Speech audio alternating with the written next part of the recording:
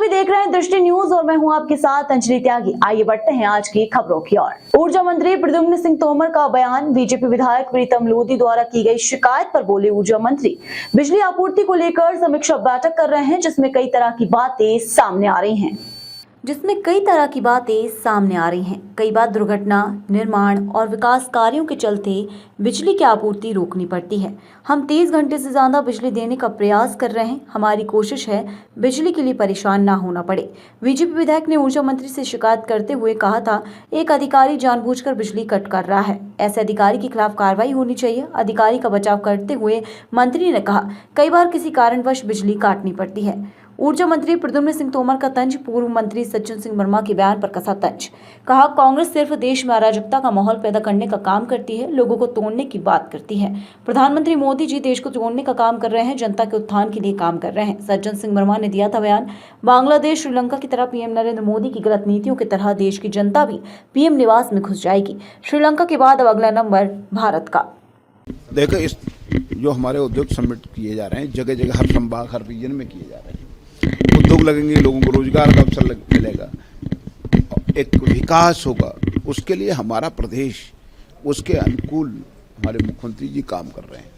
जैसे अभी हमने बिजली दिन में उपभोक्ताओं को 20% ऊर्जा प्रभार में छूट दी है कि सुबह 9 बजे से 5 बजे तक चलाएं।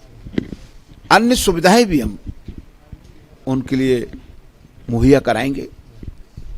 और मेरी तो अभी 28 तारीख को ग्वालियर में औद्योगिक कॉन्क्लेव हो रहा है, उसमें भी व्यापारियों से आग्रह है, उद्योगपतियों से आग्रह कि जुड़ें और जुड़ करके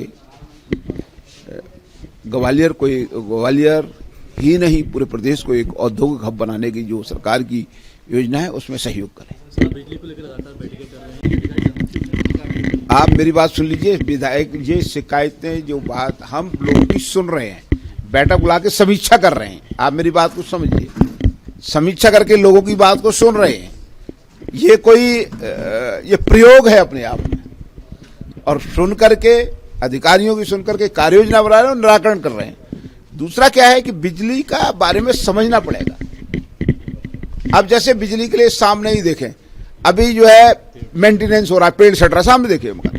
तो इस समय, इस दौरान ये मेंटेनेंस की बिजली अवरुद्ध होगी कि नहीं होगी, ये समझना पड़ेगा कि प्रदेश में हर शहर और कस्बे में विकास के लिए भी कार्य योजना काम चल रहे हैं, उनके लिए भी बिजली के लिए विद्युत अवरोध करना पड़ेगा। अगर ट्रांसफार्मर ओवरलोडेड है तो भी आपको वो ट्रिपिंग करेगा या फूकेगा, तो उसके लिए भी विद्युत अवरोध पैदा करना पड़ेगा। एक्सीडेंटल घटनाएं भी होती हैं, उनके लिए विद्युत अवरोध पैदा करना पड़ेगा। पर औसतन देखिए कि हम 23 घंटे 40 मिनट बिजली मध्य प्रदेश को दे रहे हैं। तो ये सारी चीजें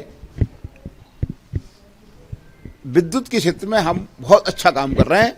अन्य प्रदेशों की तुलनात्मक दृष्टि से आप देखेंगे हम पावर क्वालिटी देने के लिए निरंतर काम कर रहे हैं। अभी मैंने ग्वालियर चंबल रीजन की बैठक बुलाई, लोगों के साथ सुना, संवाद स्थापित किया, और संवाद स्थापित करके जो समस्या आई हैं उनके लिए एक हम कार्य योजना बनाकर उसको काम करेंगे।